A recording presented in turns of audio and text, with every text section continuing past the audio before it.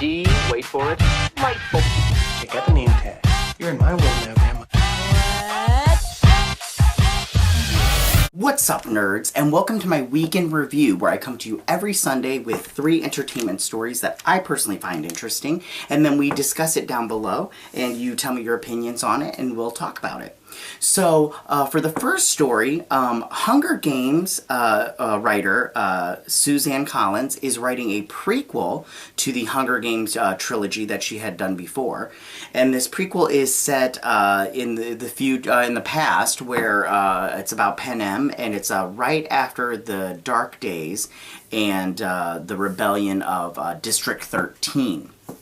Now, there is talks for a movie of the prequel, and I just have to say that I think that when it comes to this, I think that the timing is too late, in my opinion. I think that this is something that they should have got on board right after the Hunger Games movies wrapped up. Writing a book and then getting on it about writing another movie. And plus, I think that prequels are kind of a hard sell because you already know where the story's going. So you're like, is there something is that something that people want to see? For instance, Game of Thrones, they're going to do a prequel on that. And I mean, do people want to see a prequel when they already know what's going to happen? And that's like up for debate, and everything. But, yeah.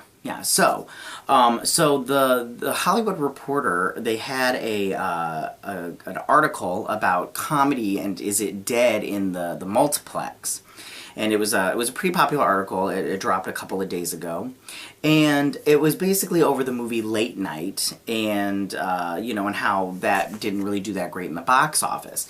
And I don't think personally that comedy is dead at the movie theaters. I just think people want to go see good comedies. If you saw Late Night, you might have an opinion that's positive. I don't have one that's positive. I didn't think it was that great of a movie. And it really wasn't that funny. Also, for instance, Will Ferrell's Sherlock and Holmes, or Sherlock and Watson movie, I can't remember, or Holmes and Watson, there we go. That movie tanked also, and it really wasn't that funny and everything. In fact, Will Ferrell has said it's really hard for him to to get a movie greenlit that's not a comedy. And I mean, maybe he should take a hot minute and not do comedy. So I don't think comedies are dead at the cinema. I just think that they need to start writing better comedies, and comedies that are actually funny for people to go see them. And all that jazz. So for my last story is that J.J. Abrams has won a bidding war for WarnerMedia with his Bad Robot, that's his production company, for $500 million to head up the DCEU.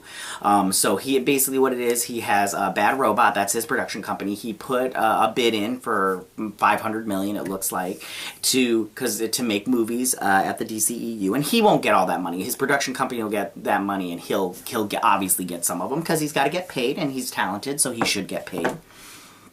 But basically what he's going to, it talks about is just like how he is going to make movies. A lot of people are saying like he'll make another Superman. He'll kind of reboot Superman because they're going to have to recast that because Henry Cavill probably won't be playing Superman anymore.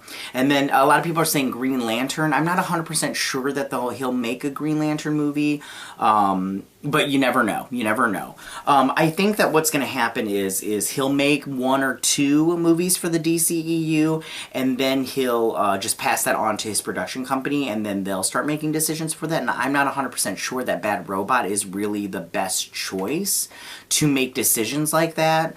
I also don't know if J.J. Abrams is the best person to do this, and his production company. I mean, if you look at some of the franchises that he's started, he's good at starting them, but when it comes to following up and finishing them up, it really doesn't work out. And if you Mission Impossible, yes, he did do Mission Impossible 3, and he did great there and everything, but and Mission Impossible is a franchise that's still going on strong, but I don't think that's due to him. I think that's due to the latest director, which I did not write his name down. I should have wrote that down. It's Tom Cruise's friend.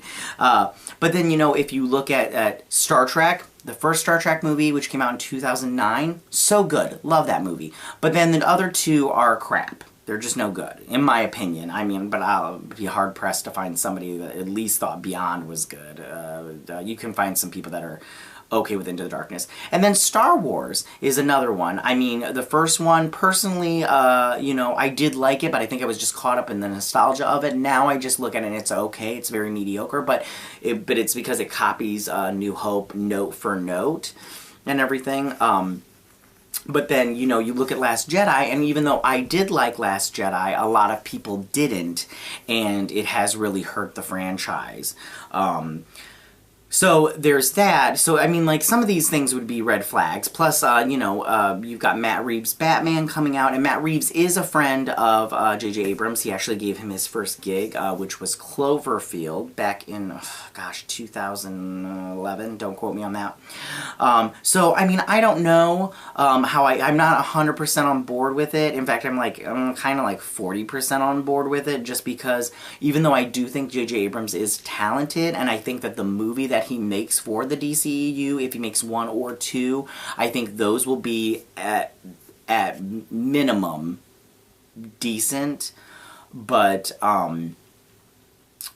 I don't think that after the movies that he personally directs will be good. But you know, I reserve the right to change my mind on all of this. He could totally blow me away, and then his production company could totally blow me away with all the rest of the DCEU movies. I just feel like right now, when it comes to like Wonder Woman was good, and then Aquaman was so good, and then Shazam was good, I feel like they're on an uptick right now when it comes to the DCEU, and right now I feel like they're really trying to get that that good faith back from the fan base, and I just feel, I don't know how Wonder Woman 1984 will do with that, and I don't know how Birds of Prey will do with that, but I just feel like I want that goodwill to keep going up with the fan base, so that way we can actually get movies that people like and that make a lot of money, so we can just keep getting these great movies. So those are my 3 stories for this week. Go ahead and tell me what you think about it. How do you feel about the Hunger Games prequel? Will you be reading it? Would you go see a Hunger Games prequel movie? I mean, I don't know. It's supposed to come out in 2020, but I mean, I don't know if I will be reading it. I'll probably read the book. I won't see. I don't know if I'll see the movie. Maybe if the book is really good. How do you feel about comedy leaving cinema? Is it dead? Do you think it's dead? Do you think it's still fresh and alive and thriving? And how do you feel about J.J. Abrams taking over the DCEU for WarnerMedia?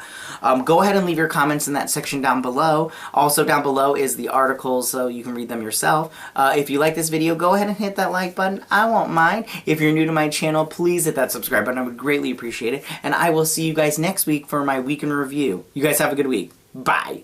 Hey nerds, if you like this video, go ahead and click that Geek What icon and subscribe. And if you like this video, go ahead and join me every Sunday with my Week in Review.